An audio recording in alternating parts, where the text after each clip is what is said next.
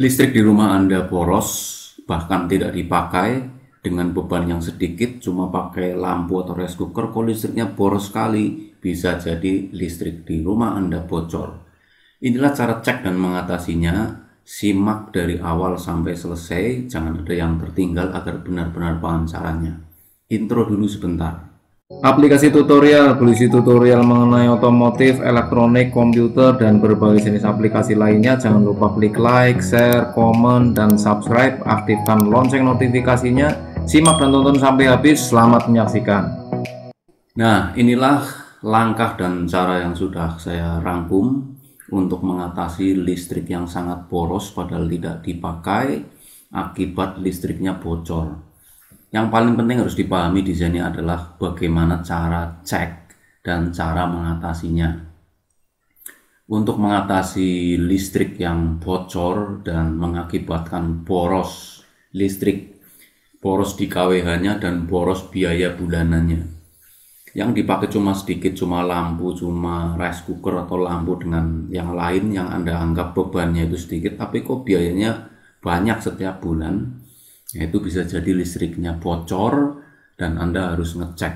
Cara ngeceknya mudah sekali, Anda tidak perlu terlalu tahu soal kelistrikan. Dengan diagram alir atau flowchart ini, siapapun Anda pasti akan bisa ngecek dan tahu langkah-langkah penanganannya yang paling tepat. Oke, kita mulai, kita start dari yang awal. Untuk ngecek listrik bocor, yang pertama adalah matikan semua beban listriknya. Untuk mematikan semua beban listrik ini, pastikan dalam kondisi siang hari ya, jangan malam hari. Kalau malam hari lampu dimatikan nanti gelap. Matikan semua beban listrik. Pada saat mematikan beban listrik ini, pastikan meteran Anda baik yang analog maupun yang digital ini ya, posisinya dalam posisi on. NCB-nya jangan dimatikan. Yang dimatikan itu bebannya. Fokus di sini, matikan semua beban listrik. Beban listrik yang dimaksud di sini ada misalkan lampu, rice cooker, kulkas, kipas angin, AC, TV, tape combo ataupun CD compact, semuanya matikan dulu semuanya. Setelah Anda matikan semua beban ini dengan tetap meterannya on ya, kemudian Anda pergi ke meteran dan catat KWH awalnya. Ini Anda catat.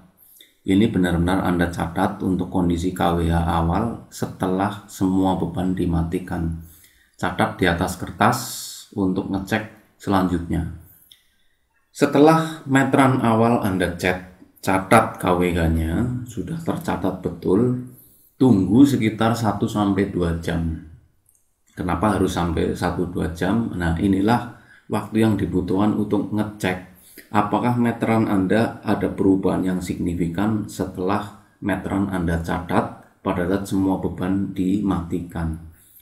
Setelah menunggu 1-2 jam, Anda pergi ke meteran dan catat kembali. Nah, ini catat kembali ya, KWH-nya Anda catat apakah ada perubahan yang besar dan signifikan.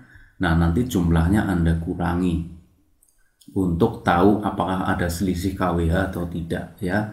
Di sini cek hasilnya untuk memastikan listrik Anda aman atau listrik Anda bocor.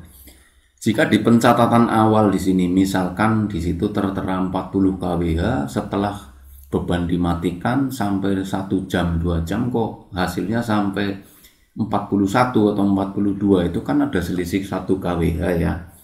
Nah, selisih 1 KWH ini mengindikasikan bahwa listrik di rumah Anda bocor, ada kebocoran arus di situ. Di sini ada alir diagramnya di sini. Jika ditemukan selisih berarti jika tidak ada selisih, maaf ya. Jika tidak ada selisih berarti listrik rumah Anda aman. Yang bikin boros itu perangkatnya. Bisa juga lampunya Anda masih pakai Wolfram, masih pakai lampu TL, belum pakai LED. TV-nya juga masih CRT, belum pakai LED. Kulkas misalkan yang sekarang teknologinya sudah dual inverter, Anda masih pakai single inverter. Itu juga bikin boros. Itu perangkatnya ya yang bikin boros kalau ini. Kalau tidak ada selisih KWH berarti tidak ada kebocoran arus, listrik tidak bocor, yang bikin boros itu perangkatnya. Nah, tapi sebaliknya nih di blok merah, di sini saya sudah beri blok merah supaya lebih jelas. Tapi ternyata kalau ada selisihnya yang sudah saya kasih tahu tadi, ada bocor selisih 1 kWh atau 2 kWh, itu berarti listriknya nggak beres, instalatir listrik nggak beres, artinya listriknya bocor, arusnya berlebihan. Kemudian Anda cek ulang di sini setelah ditemukan kebocoran, Anda ngeceknya pas lagi hujan apa pas lagi musim panas. Ini juga hasilnya beda. Kalau posisinya cuacanya lagi panas atau terang, kemudian cek instalatir listrik.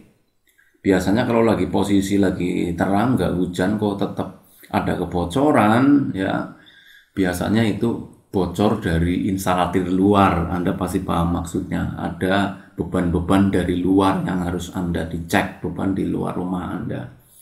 Kemudian perbaiki, selesai.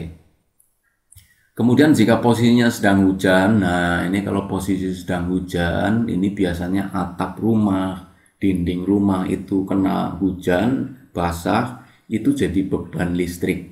Jika instalatir listrik Anda ada yang bocor di luar, dimaksud di sini adalah kabelnya ada yang bocor, mungkin sambungannya ada yang kendor, mungkin sambungannya ada isolasi yang lepas.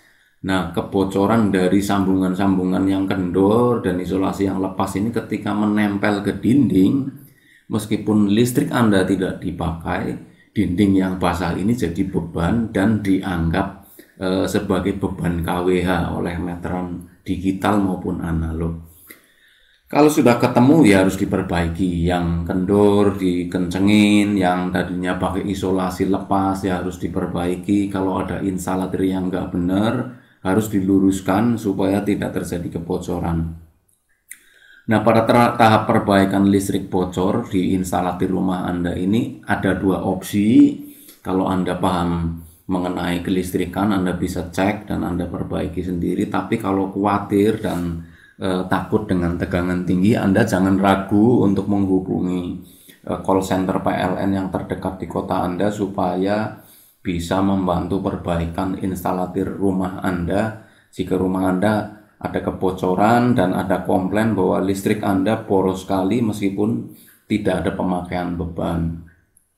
Nah, itulah urutan yang logis dan kronologis bagaimana cara cek listrik bocor, cara mengatasi listrik bocor agar listrik di rumah Anda tidak boros dan sesuai dengan pemakaian bebannya. Untuk bagaimana cara menghitung beban biaya listrik, beban kWh-nya, Anda bisa cek juga videonya, sudah disertakan di sini. Anda bisa lihat di sana. Sementara itu yang bisa disampaikan. Terima kasih sudah menyimak.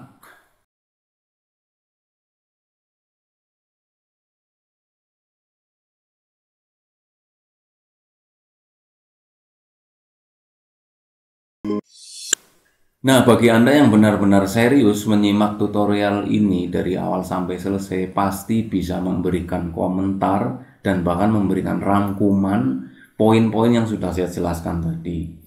Ya, jangan lupa klik subscribe aplikasi tutorial supaya tidak ketinggalan informasi terbaru. Terima kasih atas atensinya.